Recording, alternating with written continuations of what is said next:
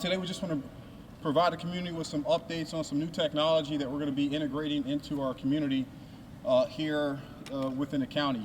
You know, one of the things that we've been looking at as an organization since I've accepted command roughly 20 months ago is how do we better integrate technology into our public safety responsibilities. Of course, one of the key things we came up with last year was to design and build out the agency's first real-time crime center, which is managed by a threat management division, allows us to track and monitor, roughly 10,000 camera systems across, our 256 plus schools. We've extended that into our churches and going into our business entities. Well, having communicated with some of our different residents about their concerns with gunfires occurring in their community and shooting cases, we looked at what can we do to utilize federal funding that's afforded to this agency. We are recipients of the Federal Law Enforcement Trust Fund as well as the state law enforcement trust funds, and we wanted to see how we can maximize some of those funds to use technology to help mitigate the issues of gunfire occurring in the communities. And so one of the things we did, you've probably seen over at the county, it went amongst the commission today. We've invested roughly $205,000 out of our Federal Law Enforcement Trust Fund to introduce ShotSpotter, a system that will be integrated with our real-time crime center. For those who are not familiar with ShotSpotter, it's a piece of technology that is capable of tracking almost instantly any type of gunfire that may occur in a community. This is not a new piece of technology. In a sense, it's something that BSO is exploring for the first time, nor is it the first time that we've seen this technology being used in the Tri-County area. Miami-Dade and both West Palm Beach have used ShotSpotter for some time. They've had a lot of success, and so what we want to do is mirror their success by having it here in Broward County.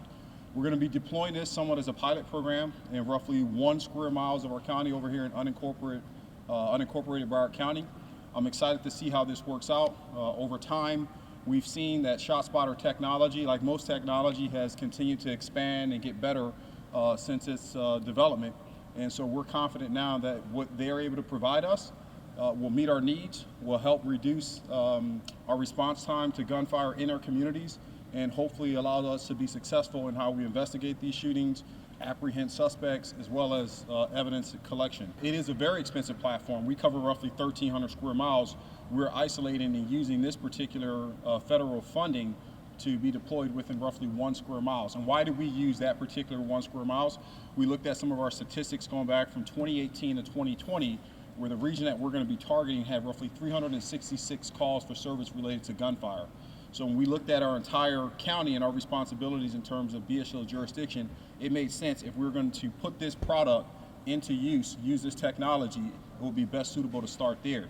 Now I can't, of course, expect that all of my contract cities would budget for such a program to exist in their cities. However, I think it's good for them to be able to witness this pilot program especially over the next 3 years or so, and see what type of progress we made, apprehensions and arrests, and it might be something they may consider to budget.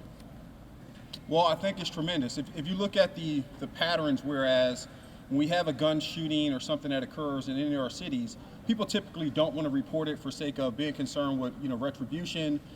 There may be a concern as to whether or not the officers are going to arrive in a timely manner to be able to investigate it. When we start introducing this type of technology, it not only notifies us almost instantly that a shooting has occurred, that gives us an opportunity to cut down the call time. We don't have to wait for someone to dial 911 to tell us that there is a potential shooting that's occurring. Therefore, we will launch our personnel from our investigative units to our specialized units, our Viper teams that are out there. We can direct them more efficiently without and minimize time in terms of response.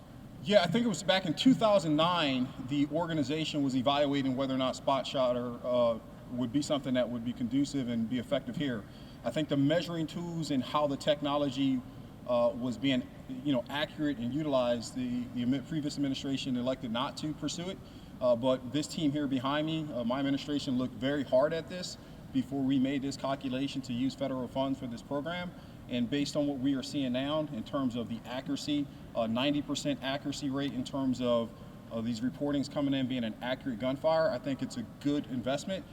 Not only from an administrative standpoint, but I was out cruising and patrolling a few weeks ago, and I played a little baseball with a couple young men that play high school baseball out there, and residents came up and they talked about the shootings. They wanted to know what we were doing to help mitigate the shootings in that particular district. So this is one step forward, but we can't become complacent. We still have a lot of other things to do. we'd rather know than not know. Currently, I'm certain for the reporting numbers that I kind of identified from 2018 to 2020, 366 plus different calls, I'm sure we probably missed a couple hundred. And so now we'll at least get a better assessment as to what's really occurring in this district. How high of a volume is it in terms of that threat that exists in terms of gunfire? Is it 600? Is it 700? Because then that will allow us to better manage our resources and say, when we are launching aggressive operations for crime reduction, that's the spot we need to start in. This is part of our administrative team here, having talked to our majors, our captains here today, and our sergeants. These are my subject matter experts. They understand how the technology we've already integrated between our real-time crime center. I think we've invested roughly $6 million combined between build-out, software technologies, partnering up with Motorola and other organizations to ensure that it was effective. That evaluation process took place here again, looking at what ShotSpotter had in the past, what improvements they made, and as to whether or not investing $205,000 was going to be beneficial for this community. Quite frankly, the community hasn't had to pay for this, so why not? Right? This is a federal funding opportunity that we're taking advantage of. Hopefully it's very productive, and we'll continue to use funds to kind of support our initiatives when it comes to public safety for this community. Well, a couple things that we're going to benefit from instantly. We know that it's going to cut down our time for calls for service in terms of a 911 call comes out, then deputies deploy. No, ShotSpotter hits, boom, it goes to our real-time crime center. Real-time crime center instantly deploys our assets before we get a 911 call. Everything in this profession comes down to seconds. Every single second makes a difference out here. So if we get a gunshot call through ShotSpotter, no civilians notifying us, and we get out there and we see somebody who's injured, gunshot wound to the leg. Now our men and women are supplied with tactical medical equipment and training. We can do the things to help save a life, right? Stopgap measures, put a tourniquet on someone's leg, pack a wound, get them onto, more definitive care and save a life.